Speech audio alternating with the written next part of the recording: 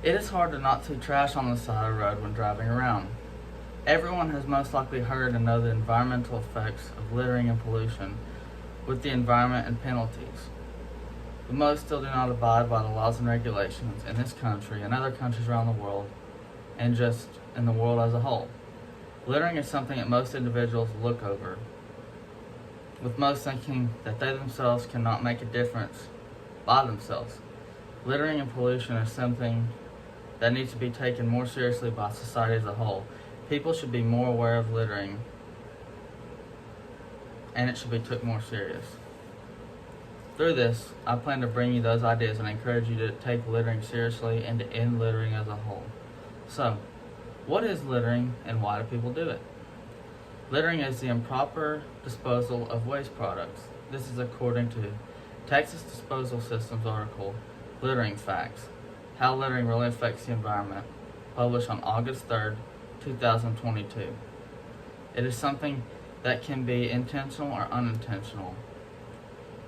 An example of something intentional littering would be throwing a fast food cup out of the car because you don't want to throw it in the trash. Or something unintentional would be having trash in the back of a truck, pickup truck, or a car and having it fly out. Although the aim for both of these two things, one is harmless and the other one is something careless, both have the same consequences.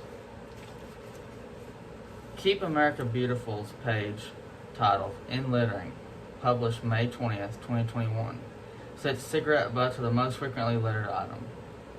But this item is almost down 70%, which is a good trend. This is most likely to the further advancements in knowledge we have that say that using cigarettes is bad, not good for you, not good for the environment, and ultimately causes many health risks. However, items like plastic bottles, bags, and tire debris found on the side of the road are still littered just as frequently, and no improvements have been made. Most of this is just due to people being lazy or careless and not having consequences for their actions. One of the increasing items that is littered more now than in the past are masks used for coronavirus or COVID-19 protection. If you're going to start flipping through my slides, I would start now. According to Dr. Dirk H.R. Spinman's article, COVID face masks, policy shift results in increased littering and sustainability, volume 13, number 985, page 985, published September 2021, stated, in the height of COVID outbreaks, up to 3 million masks were discarded daily. While some of these will end up in the garbage where they belong, there are some that end up in the ground, and a single mask can release up to 1.5 million microplastics, which has a negative effect on air quality, which is just a form of littering. So, as you see in my slides, I have a picture from Hong Kong, and I have another picture from CNN. The guy in Hong Kong has the mask that he pulled out of the ocean. The other one is just a picture of a mask in the ocean. This is something that I feel like we can all relate to, and I have just noticed these items littered frequently. I know we're not necessarily in the height of COVID anymore, but I still see them around, so this is something that could be improved. So with all this information and data, what are some solutions to littering, and why shouldn't we? So Renee J. Buttar did a survey in Who Gives a Hoot? Interceptive Surveys of Litterers and Disposers in the book titled Environment and Behavior, volume 43, number 3, published May 2011, pages 295 to 315. The survey was done on people who litter and how they do it. This was people of all ages, and the study found that people were less likely to litter if there was easy access to trash bins. Now, the young kids were more likely to litter, but that is understandable with possibly a lack of knowledge in littering. Margaret A. Reams also did a study in The Link Between Recycling and Litter, a field study, in Environment and Behavior, volume 28, January 1996, pages 92 through 110. So this study was done in the town of Baton Rouge, Louisiana.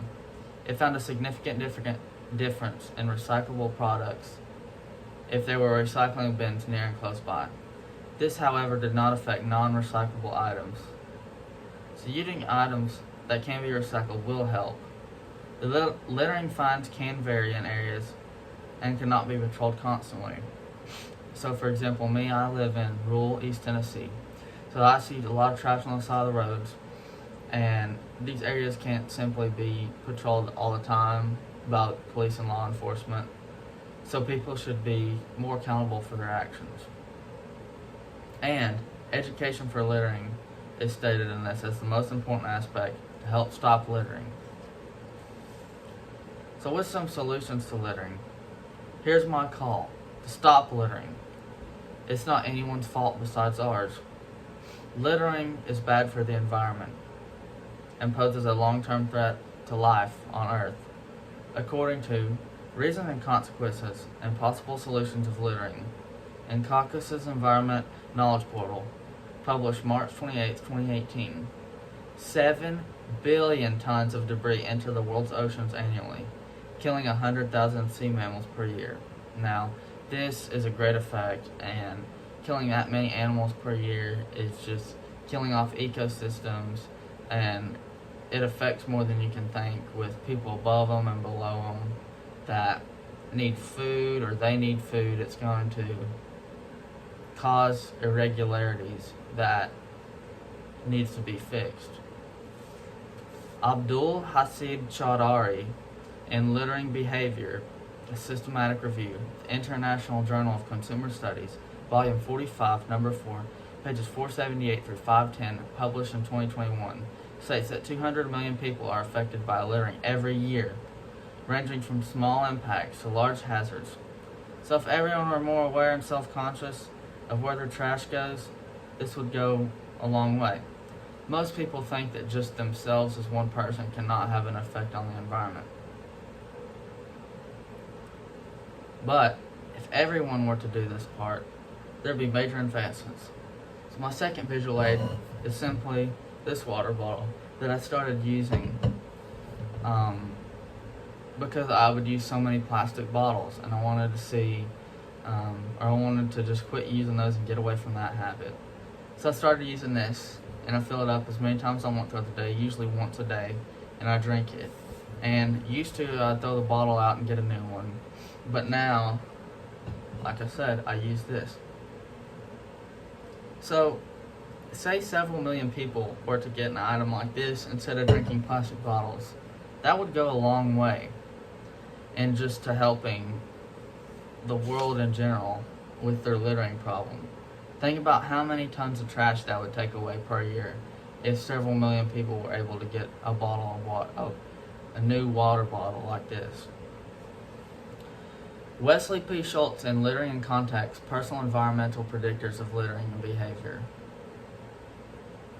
In Environment and Behavior, Volume 45, Number 1, pages 35 through 39, published in January 2013, says that structural and motivational activities would help the most to help people feel accountable and see the damage they're adding to. Bottom line, this is totally self-induced. We have done this to ourselves as a society, and we are the only ones who can try to make a change before it gets any worse. As an individual, if you focus on doing your part as a person, that is all you can control. Most think that they themselves cannot make a difference. But if we focus, progress can be made. If not, there's going to be consequences for the ecosystem environment that may be too much to control one day. Littering needs to stop. It is a problem that most do not see an end in sight. Some even think it is too far gone, which to me is a cop-out. If everyone would simply do their part in what is necessary for them, littering efforts would greatly improve. By being accountable for your actions, you can help the world for many years to come. By picking up one piece of litter and disposing of it properly, you can do your part in helping the world we live in. Remember, it starts with one bottle.